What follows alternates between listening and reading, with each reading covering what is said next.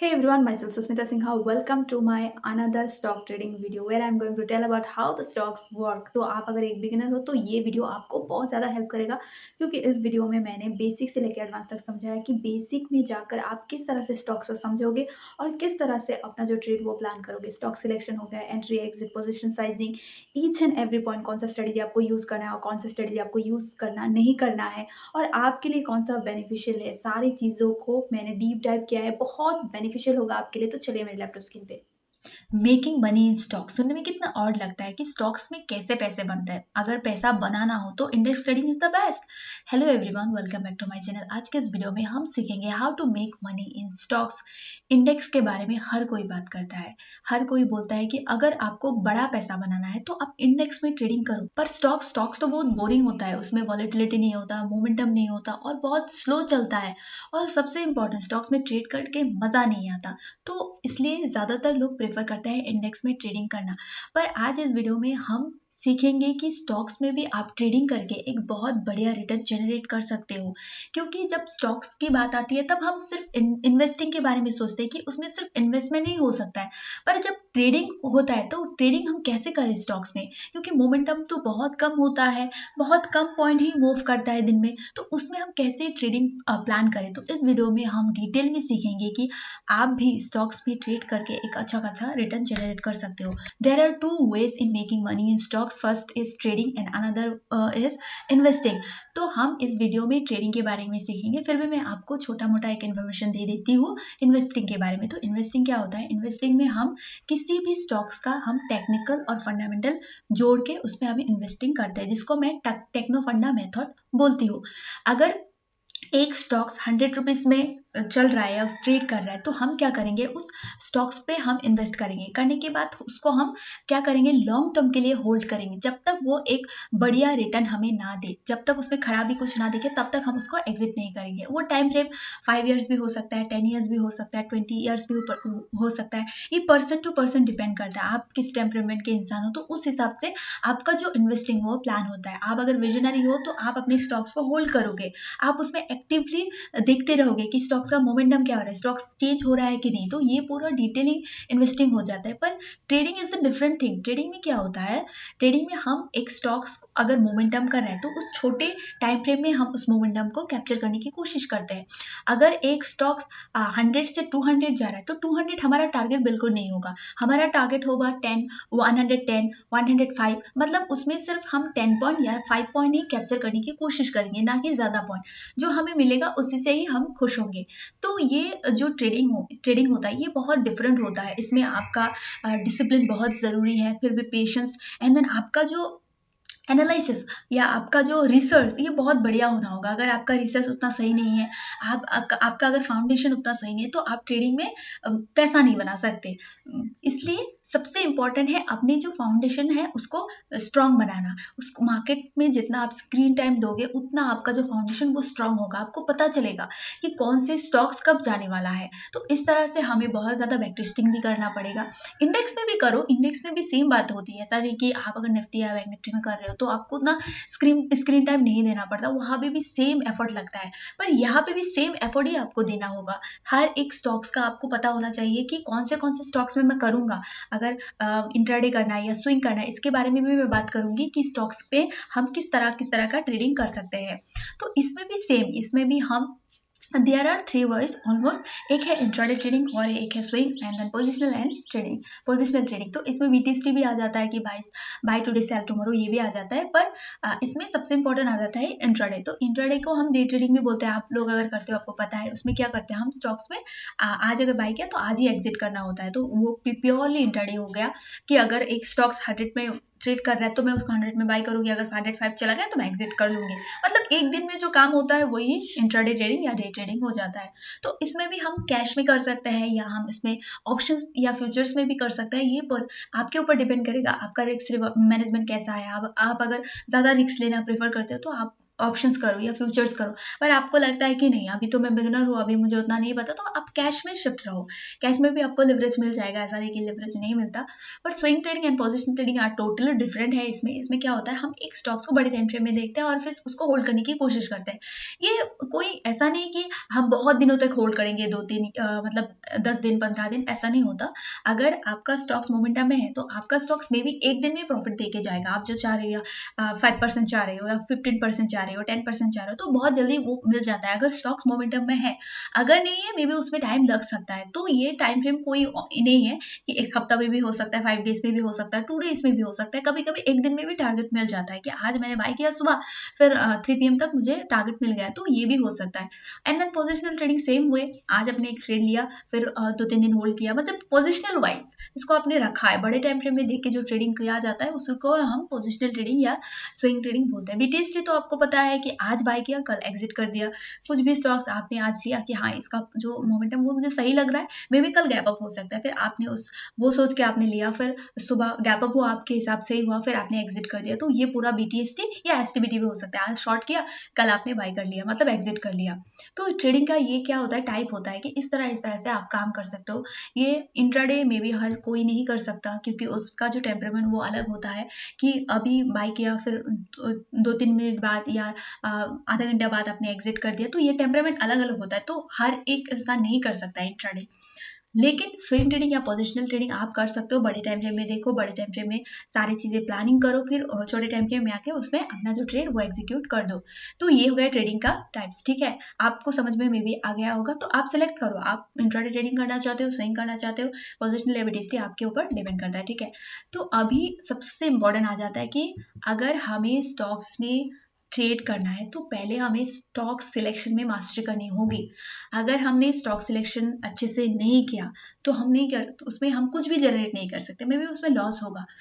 ऐसा नहीं कि स्टॉक ट्रेडिंग में लॉस नहीं होता, बहुत ज़्यादा लॉस होता है। मतलब इंडेक्स में भी लॉस होता है, बट स्टॉक्स में बहुत सारे लोग बोलते हैं स्टॉक्स में उतना लॉस नहीं होता, होता है। अगर पोजिशनल साइजिंग उतना ठीक नहीं है तो आपको इसमें भी लॉस देखने को मिलेगा। तो इसलिए सबसे इंपॉर्टेंट है कि mastery in stock selection, mastery करना होगा कि स्टॉक सिलेक्शन में अगर मैं स्टॉक्स ले रही हूँ, मैं क्यों ले रही हूँ, क्या वजह है, इसमें क्या देखा है मैंने।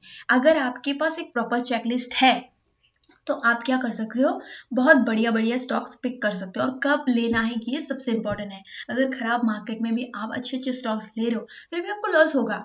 तो खराब मार्केट में क्या करना है, अच्छे मार्केट में क्या करना है, जब मार्केट साइडवेज है कुछ भी नहीं करना है, तब आपको क्या करना है। ये आपने अगर मार्केट साइकिल को अच्छे से समझ लिया तो आपका स्टॉक सिलेक्शन एकदम प्रो में चला जाएगा, ठीक है। तो हमें पहले समझना होगा स्टॉक सिलेक्शन के लिए कि आप किस तरह का स्टॉक्स सिलेक्ट करना चाहते हो। अगर सबका अलग अलग होता है, अगर हम डिस्कस करें तो इस बारे में कि सबका अलग अलग होता है।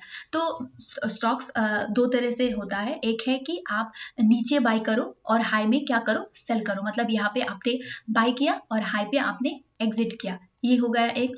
और एक सिस्टम है कि हाई जा रहा है, हाई पे आप बाय करो और हाई पे ही आप सेल करो, ये हो गया एक सिस्टम।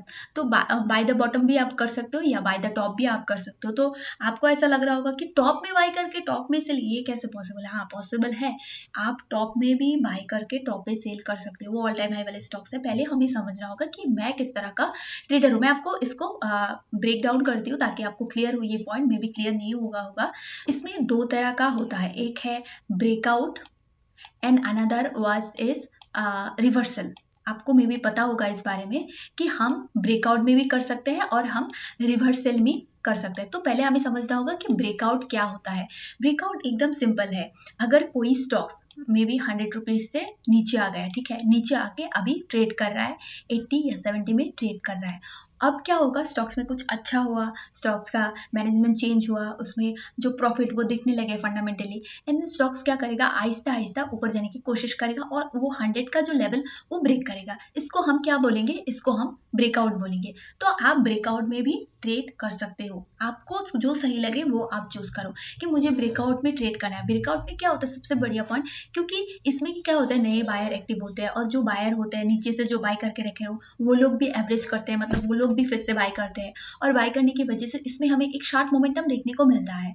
तो इसमें आप ट्रेड कर सकते हो। इसमें आप ऑल टाइम हाई चूज करो, जो आपको सही लगे, या आप मल्टी ईयर ब्रेकआउट आप चूज कर सकते हो कि बहुत सालों के बाद ब्रेकआउट हो रहा है तो इस तरह का स्टॉक्स में ले सकता हूँ, या आपके ऊपर डिपेंड करता है आपको जो सही लगे कि मुझे ब्रेकआउट वाले लेने हैं, जो ब्रेकआउट कर रहा है, ऑल टाइम हाई ब्रेकआउट कर रहा है, या मल्टी ईयर ब्रेकआउट कर रहा है, या एक कप ब्रेकआउट कर रहा है। तो इस तरह से आपको बैक टेस्टिंग करना होगा कि मैं किस तरह का ट्रेडर हूँ, मैं रिवर्सल ट्रेडर हूँ, मैं ब्रेकआउट ट्रेडर हूँ। आप दोनों भी कर सकते हो कंबाइन करके कि मुझे दोनों चीज करना है, तो दोनों चीज आप कंपेयर करके कर सकते हो। नहीं तो आप सिर्फ ब्रेकआउट में करो कि ब्रेकआउट हो रहा है, अच्छा खासा वॉल्यूम भी आ रहा है, इसमें प्राइस भी मुझे सही दिख रहा है, तो मैं इसमें बाय कर लेता हूँ। तो ब्रेकआउट में आप करो। आप ऑल टाइम हाई में भी कर सकते हो, मल्टी ईयर में भी कर सकते हो, काप में भी कर सकते हो, ये आपके ऊपर डिपेंड करता है। तो आपको मे बी ब्रेकआउट समझ में आ गया होगा।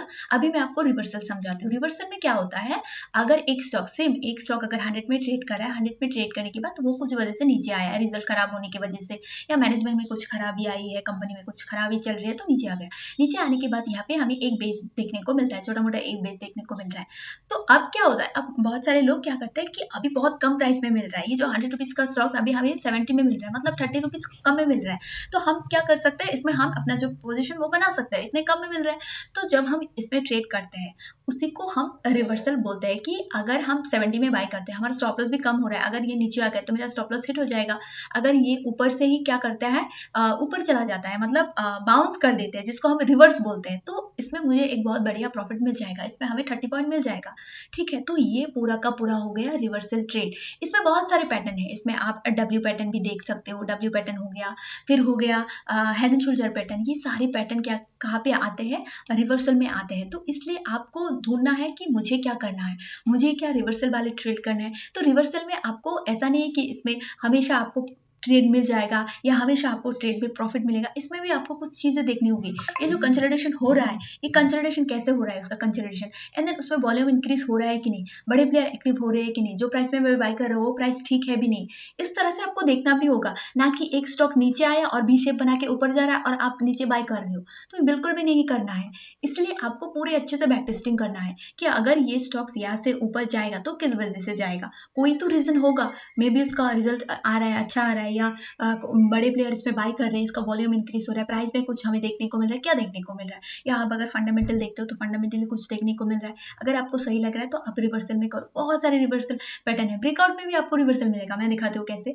एक स्टॉक ने ब्रेकआउट किया, करने के बाद ऊपर गया, आपको नहीं मिला, मतलब कुछ वजह से आपने स्टेट को मिस कर दिया, फिर वो नीचे आया, ये भी रिवर्सल है। ठीक है, यहाँ से फिर से अगर यहाँ से जाता है, क्योंकि ये एक ब्रेकआउट पॉइंट था, मतलब जो रेजिस्टेंस था, रेजिस्टेंस बिकम सपोर्ट, तो रेजिस्टेंस बिकम जब सपोर्ट होता है तो आप यहाँ पे भी अपना पोजीशन बना सकते हैं, जिसको हम रिट्रेस बोलते हैं कि अगर यहाँ से रिट्रेस करता है तो ये बहुत बढ़िया मोमेंटम देगा। ऐसे बहुत सारे स्टॉक्स अभी बने हुए हैं जो रिट्रेस कर रहे हैं और बहुत बढ़िया अभी मोमेंटम दे रहे हैं। मैं भी आपके साथ शेयर करूंगी इस बारे में भी कि किस तरह से आप देख सकते हो, पर बैक टेस्टिंग तो आपको खुद ही करना है। बैक टेस्टिंग आपका अगर सही है तो आपको बहुत बढ़िया बढ़िया ट्रेड मिलेंगे। तो इसमें ही आपको क्या करना है, मास्टरी करना है कि मुझे किस तरह का स्टॉक्स लेना है। तो इसलिए आप कोई भी प्लेटफॉर्म चुनो। आपको अगर लगता है मैं स्क्रीनर में देखूं तो स्क्रीनर में आपको मिल जाएगा, आपको स्टॉक्स इसमें भी मिल जाएगा, मनी कंट्रोल में भी आपको मिल जाएगा।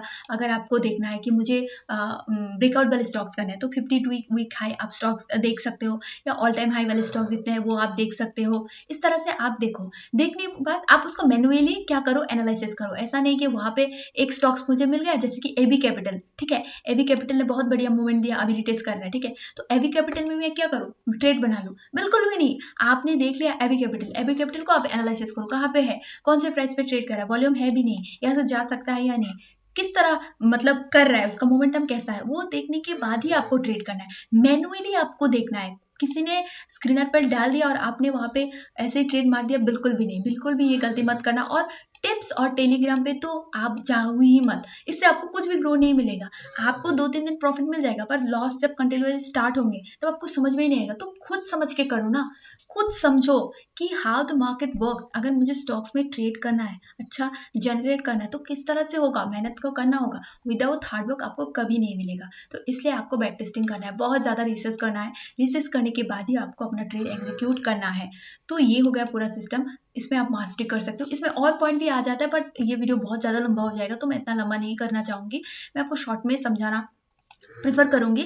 तो अभी हो गया, हमने क्या डिस्कस किया, अभी हमने mastery in the stocks selection. तो इस पे और भी पॉइंट आते हैं, जैसे कि अब अगर आपने एक स्टॉक्स को सिलेक्ट किया, करने के बाद आप उसमें क्या देख सकते हो, उसका सेक्टर भी देख सकते हो किसी भी स्टॉक्स का। अगर आपने फार्मा का स्टॉक्स चूज किया, जैसे कि अपोलो हॉस्पिटल ने मूव दिया 2 दिन पहले, तो अपोलो हॉस्पिटल बहुत बढ़िया स्टॉक्स है। इसका जो सेक्टर वो कौन सा है, फार्मा। फार्मा देखो, निफ्टी फार्मा का जो प्राइस एक्शन वो कैसा है, देखने के बाद आप क्या करो, उसमें सिलेक्ट करो, हाँ निफ्टी फार्मा मुझे सही लग रहा है। मेन मार्केट जो है, मेन मार्केट को भी आप देखो कि मेन मार्केट क्या कर रहा है, उसका सेक्टर देखो, ये सारी चीजें देखो। अगर सही लग रहा है सब कुछ, ग्लोबल भी सही से मूव कर रहा है, कुछ ऐसा वैसा न्यूज भी नहीं है, अगर अपोलो में भी कर रहा हो, अपोलो का कुछ इवेंट है या नहीं, मतलब न्यूज बेस अगर है, उसका रिजल्ट डिक्लेयर हो, तो अच्छा मोमेंटम मिल जाएगा। अगर स्टॉक्स अच्छे वो में है, तो इस तरह से आपको क्या करना है, आपको चीजें भी थोड़े थोड़े देखने हैं। क्यों ये सब क्यों देखना पड़ता है, ये सब इसलिए देखना पड़ता है कि आपका जो ट्रेड वो हाई प्रोबेबल हो जाए। ये सब बिना देखे भी आप ट्रेड कर सकते हो। मैं नहीं बोलूंगी कि आप ये सब देख के ही आपको ट्रेड मिल जाएगा। जब मैं इनिशियल लेवल पे थी तो मुझे नहीं पता था, मुझे नहीं पता था कि सेक्टर देखना पड़ता है, मुझे नहीं पता था कि मेन मार्केट देखना पड़ता है। मैं तो डायरेक्ट स्टॉक लेती थी, हाँ मुझे ये स्टॉक्स अच्छा लगता था, मैं इस स्टॉक्स में ट्रेड करूंगी, और मैं कर लेती थी, मे भी प्रॉफिट भी होता था। पर बाद में मुझे पता चला कि ये नहीं होता है, मुझे ये सब भी देखना होगा, क्योंकि मुझे कंफर्मेशन चाहिए ना। मैं जो अपने ट्रेड ले रही हूँ उसमें मुझे प्रोबेबिलिटी हाई चाहिए। इस वजह से मैंने ये सारी चीजें देखना स्टार्ट कर दी, और जब से मैंने देखना स्टार्ट कर दी तो मेरा ट्रेडिंग एक अलग लेवल पे ही चला गया, मतलब बहुत बढ़िया हो गया। अब नहीं बोलूंगी कि मैं बहुत परफेक्ट हो गई हूँ, प्रो ट्रेडर बन गई हूँ, बिल्कुल भी नहीं, अभी भी नहीं। मेरा जो प्रोसेस वो चल रहा है, अभी भी मैं उतना ही काम कर रही हूँ जितना मैं पहले करती थी। मे भी मेरा ज्यादा काम बढ़ गया है अभी मार्केट को लेके, क्योंकि आप जितना बैठते हो, जितना आपका स्क्रीन टाइम होता है, उतना आप क्या हो जाते हो, शार्प हो जाते हो। तो ये आपको भी करना है। ऐसा नहीं कि आपको लगता होगा जो बड़े बड़े ट्रेडर है, जो बहुत सक्सेसफुल है, वो लोग काम नहीं करते, वो लोग ज्यादा काम करते हैं। काम करने की वजह से ही वो आज वहां पे है। तो आपको भी काम करना होगा, किसी के ऊपर भी डिपेंड मत होइए। वीडियो देखना है देखिए, मेरा वीडियो देखिए, किसी और का वीडियो देखिए, देखिए अच्छे से देखिए। देखने के बाद वो देखिए चार्ट में क्या वो दिख रहा है। मैं अभी जो बोल रही हूँ कि सेक्टर देखो, ग्लोबल देखो, मार्केट देखो, ऑल टाइम हाई स्टॉक देखो, ब्रेकआउट देखो, रिवर्सल, आप देखो ये जो बता रही है ये सच बता रही है क्या, ये जो बता रही है मुझे मिल रहा है क्या। अगर नहीं मिल रहा है तो ये झूठ बोल रही है। तो आपको देखना भी है, कंफर्मेशन भी लेना है। कोई कुछ भी बता रहा है और आप उस हिसाब से काम करो, बिल्कुल भी ये नहीं करना है। सबसे लर्निंग तो जरूर करना है, बट फॉलोअर, अंधाधुना फॉलोअर बिल्कुल भी मत बनो। किसी का भी मत बनो, मेरा भी बनो ना बनो, और लोगों को भी ना बनो। बस वो जो बोल रहे हैं क्या वो सही है मार्केट में, वो क्या अप्लाई होता है, या ऐसे ही मतलब ऊपर ऊपर से बोल रही है। तो ये समझ के ही अपना जो स्टाइल, ट्रेडिंग स्टाइल वो चूज करो, ठीक है। तो ये हो गया स्टॉक सिलेक्शन के ऊपर। स्टॉक सिलेक्शन के ऊपर अगर मैं बोलने जाऊँ तो खत्म नहीं होगा, पूरा दिन लग जाएगा। पर मैंने इतना ही समझाया, आप अगर देखो तो अच्छे से, मैं इसके ऊपर और वीडियो बनाऊंगी। पर अभी सबसे इंपॉर्टेंट पॉइंट आ जाता है कि entry, exit, risk reward and position sizing. अच्छे स्टॉक्स हमने सिलेक्ट कर लिया, बहुत बढ़िया बढ़िया स्टॉक्स हमें मिल गए, पर एंट्री कहाँ करूँ, एग्जिट कहाँ पे करूँ, रिस्क रिवॉर्ड कितना बनाऊँ, या पोजीशन साइजिंग कितना लूँ, कितने लेने से होगा। तो पहले हम सीखेंगे कि एंट्री, एंट्री हमें कहाँ करना है। तो एंट्री के लिए हम क्या कर सकते हैं, हमें देखना होगा कि इसका जो स्ट्रक्चर वो पहले कैसा है। अभी मैं अपनी बात करूँ तो मैं ब्रेकआउट में लेना ज्यादा पसंद करती हूँ, ठीक है। तो एक स्टॉक से नीचे कंसोलिडेशन करके अभी ब्रेकआउट दे रहा है, ठीक है, 100 का या 200 का इसका प्राइस है। तो मैं क्या करूंगी, 100 में अपना जो ऑर्डर वो लगा दूंगी, ठीक है। ये मेरा सिस्टम है, सिंपल सिस्टम है। अगर यहाँ पे मार्केट जाके डेली टाइम फ्रेम में कंसोलिडेशन करके अगर 100 ब्रेकआउट कर रहा है, तो 100 में मेरा बाई हो जाएगा, ये मेरा एंट्री है। मे बी आपका नहीं भी हो सकता, मे बी आप नीचे एंट्री करोगे या 99 में करोगे, 98 पे, बट मैं 100 पे करूंगी, ठीक है। मेरा हो गया एंट्री। अभी मैं स्टॉप लॉस कहाँ पे लगाऊं, स्टॉप लॉस मैं कहाँ पे लगाऊंगी, जब ये ब्रेकआउट कर रहा है, ठीक है। ब्रेकआउट करने के बाद तो एक कैंडल बनेगा ना, एक आवरली कैंडल बनेगा या डेली कैंडल बनेगा, तो इस डेली कैंडल के नीचे मेरा स्टॉप लॉस होगा, सिंपल। तो अभी ये डिपेंड करता है, क्योंकि स्टॉक्स ऑप्शंस पे जो मैं करती हूँ, तो ऑप्शंस पे मे बी उसका स्टॉप लॉस अलग ही, क्योंकि उसका चार्ट ही अलग होता है, तो उस हिसाब से मैं स्टॉप लॉस लगाती हूँ। पर मेरा मेन फोकस रहता है कि ये जो स्पॉट क्या बोल रहा है, ये जो मैं स्टॉक्स में मैंने ट्रेड लिया, वो स्टॉक्स क्या कर रहा है, वो देखकर ही स्टॉप लॉस डिसाइड होता है। तो ये ऑप्शंस पे अलग ही हो जाता है। पर आप अगर कैश में करते हो तो आप कैंडल के नीचे भी आप स्टॉप लॉस अपना जो लगा सकते हो, ठीक है। ये हो गया ब्रेकआउट। मैं आपको अभी रिवर्सल भी दिखाती हूँ। ओके ओके, पहले मैं आपको एसएल दिखा दिया, ठीक है। मैं आपको रिवर्सल दिखाती हूँ। तो रिवर्सल में क्या करना है, एक स्टॉक्स है, स्टॉक्स ने क्या किया, नीचे डब्ल्यू पैटर्न बनाया। आपने देख लिया कि बहुत बढ़िया एक डब्ल्यू पैटर्न बना रहा है। इसका जो अभी प्राइस चल रहा है, ये चल रहा है 200।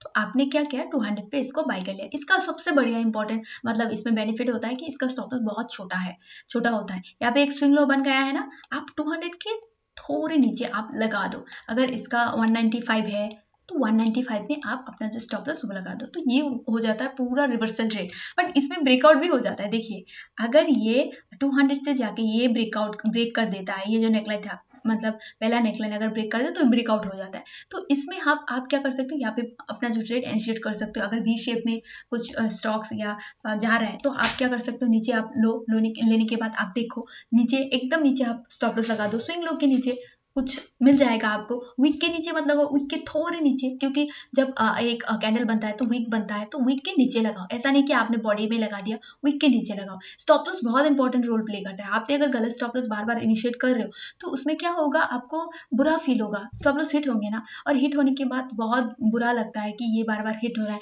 मुझे अपना जो ट्रेड उसमें प्रॉफिट नहीं मिल रहा है। तो स्टॉप लॉस बहुत इंपॉर्टेंट रोल प्ले करता है। सही स्टॉप लॉस लगाओ, सही मतलब स्टॉप लॉस लगाने में वो मत करो कि कंजूसी मत करो कि स्टॉप लॉस अगर चला गया तो क्या होगा। क्वांटिटी कम लो ना, अगर क्वांटिटी कम लेते हो तो आपको स्टॉप लॉस देने में कोई बुरा नहीं लगेगा, ठीक है। फिर हो गया रिस्क रिवॉर्ड। रिस्क रिवॉर्ड क्या होता है, रिस्क ये मैंने बता दिया कि ये मेरा रिस्क हो रहा है। अगर मैं 200 पे बाई कर रही हूँ तो 195 पे मिलेगा। इसमें क्वांटिटी में कितना लूँ ये पूरा डिपेंड करता है। पोजीशन साइजिंग यही है, अगर मैं 200 पे बाई कर रही हूँ, मेरा 5 रुपीज़ का यहाँ पे स्टॉप लॉस हो रहा है, तो मैं कितना क्वांटिटी लूंगी। तो कैश ट्रेडिंग में आप इसमें 100 क्वांटिटी भी ले सकते हो, 1000 क्वांटिटी भी ले सकते हो। ये आपके ऊपर डिपेंड करता है आपके पास पैसे कितने हैं और आप कितना रिस्क लेना चाहते हो। अगर मैं 1000 क्वांटिटी लेता हूँ तो मेरा 5000 यहाँ पे रिस्क हो जाता है। एम आई willingly पे फॉर 5000 और नॉट। पहले पूछो अपने आप को, अगर मैं मतलब देने के लिए तैयार हूँ 5000 then I go for it. ये पहले पूछ के आप ले लो, ठीक है। लेने के बाद आप पहला इनिशियल, ये क्या होता है रिवर्सल में, क्या होता है बार बार रेजिस्टेंस मिलता है, तो रेजिस्टेंस पे आप अपना स्टॉप लॉस लगा सकते हो। ब्रेकआउट में क्या होता है, आप रेंज कैलकुलेशन करके भी आप अपना स्टॉप लॉस प्रिफर कर सकते हो, ठीक है। तो इस तरह से आप करो। फिर ऑल टाइम हाई वाले जो स्टॉक्स है उसके ऊपर तो कुछ रेजिस्टेंस भी नहीं है, कहाँ पे लगाओ हम लगाओ टारगेट। तो इसमें भी आप रेंज कैलकुलेशन करो, वहाँ पे एक मिल जाता है ट्रेडिंग व्यू में। रेंज कैलकुलेशन करके आप वहाँ पे भी अपना जो टारगेट वो इनिशिएट कर सकते हो। नहीं तो एसएल ट्रेडिंग का मेथड भी आप यूज कर सकते हो। ये पूरा हो गया रिस्क रिवॉर्ड। अभी मैं आपको अगर पोजीशन साइजिंग समझाऊं तो पोजीशन साइजिंग भी सेम। पहले मैंने क्या किया, यहाँ पे 100 क्वांटिटी लिया मेरे पास, मैंने सोचा कि मुझे यहाँ पे 500 क्वांटिटी इनिशिएट करना है, पर एक साथ नहीं, ठीक है। अगर मैं 500 क्वांटिटी एक साथ करती हूँ तो मेरा रिस्क हो जाता है, ठीक है। तो मैं 2500 का रिस्क हो जाता है, तो मैं नहीं करूंगी। तो मैंने पहले 100 क्वांटिटी लिया, फिर जब 202 गया, मतलब 202 गया, फिर मैंने और 100 क्वांटिटी लिया, फिर 3 जब गया फिर मैंने और 100 क्वांटिटी लिया। इस तरह करके मैंने 205 तक ऑलमोस्ट मैंने क्या कर दिया, 500 क्वांटिटी ले लिया। ये होता है पूरा एवरेजिंग, प्रूविंग एंड पिरामिडिंग जिसको बोलते हैं। तो इस तरह से भी आप पोजीशन साइजिंग कर सकते हो। ये हो गया पूरा पोजीशन। नीचे आता है जब तब ऐड मत करो क्योंकि घूम भी सकता है। ये नीचे का आपने देखा होगा बहुत सारे वीडियो में, जो मतलब ट्रेड नीचे आ रहे हैं पर वो लोग क्या कर रहे हैं, एवरेज कर रहे हैं। क्यों कर रहे हैं, क्योंकि उनका बिलीव है, उनका प्रैक्टिस है बहुत सालों का, इस वजह से। आप अगर बिगिनर हो तो बिल्कुल भी ये मत करना, बिल्कुल भी नहीं करना। आप मार्केट ऊपर जा रहा है, आप ऐड करते रहो। करने के बाद क्या हो गया, आपका 500 क्वांटिटी हो गया, आपका जो प्राइस वो एवरेज हो जाएगा। मे बी 203 भी हो सकता है आपका। अगर एवरेजिंग प्राइस 203 हो गया तो रहो 203 में रखो। एंड देन आप अपना जो क्या है ट्रेड है वो होल्ड करते रहो। मतलब क्या करते रहो, स्विंग एसएल के अपने जो ट्रेड को होल्ड होल्ड करो। अगर प्रॉफिट आपको दे रहा है फिर स्विंग लो एसएल करके आप जाते रहो, मतलब एसएल को ट्रेल करो। अगर ट्रेडिंग अच्छे से करना है, ट्रेल करना इंपॉर्टेंट है, क्योंकि बहुत बढ़िया एक प्रॉफिट मिल गया आपको। मिलने के बाद वो नीचे आ रहा है अभी, ठीक है। नीचे आने के बाद आप सोच रहे हो अब मैं क्या करूं, निकाल दूं, ना निकालू, क्या करूं। तो इसलिए स्टॉप लॉस ट्रेल करना बहुत इंपॉर्टेंट है, ताकि हमारे हाथ से अच्छा खासा प्रॉफिट ना चले जाए। क्योंकि हम यहाँ पे ट्रेडिंग कर रहे हैं, इन्वेस्टिंग नहीं कर रहे। ट्रेडिंग में हमें अपना जो प्रॉफिट वो बुक करना है। Exit strategy is most important. Exit strategy बहुत ज़्यादा इंपॉर्टेंट है। आपने एंट्री करना सीख लिया पर आपको नहीं पता कहाँ पे एग्जिट करना है, तो ये सीखना होगा। रेजिस्टेंस पे आप कर सकते हो, क्रूशियल पॉइंट पे भी आप कर सकते हो। 200 में बाई कर लिया, 250 में एग्जिट कर दो, 240 में कर दो। अगर वहाँ पे रेजिस्टेंस फेस हो रहा है, या 300 में कर दो। तो इतना में भी प्रॉफिट एक दिन में नहीं मिलेगा स्टॉक्स में, पर बड़े बड़े जो स्टॉक्स है वहाँ पे तो बहुत बढ़िया मूवमेंट मिलता है, जो लार्ज कैप के स्टॉक्स है। पर ऐसे जो मिड कैप के स्टॉक्स है उसमें ज़्यादा नहीं मिलेंगे। फिर भी जो भी मिलता है इनिशिएट करो रेजिस्टेंस के हिसाब से। रेजिस्टेंस पे अगर कुछ दिख रहा है आप उसमें एग्जिट करो। तो इस तरह से प्रूविंग एंड प्रिवेडिंग होता है, इस तरह से पोजिशन साइजिंग होता है, इस तरह से रिस्क रिवॉर्ड डिफाइन होता है, एंट्री एग्जिट सारी चीज़ें देखने के बाद ही अपना जो ट्रेड वो एग्जीक्यूट होगा। ये बहुत बड़ा पॉइंट है, फिर भी मैंने कम टाइम में आपको समझाने की कोशिश करी है। आपको ये वीडियो कैसा लगा, आपने इससे क्या सीखा, आप कमेंट पे बताओ। आज का ये वीडियो इतना ही, थैंक यू।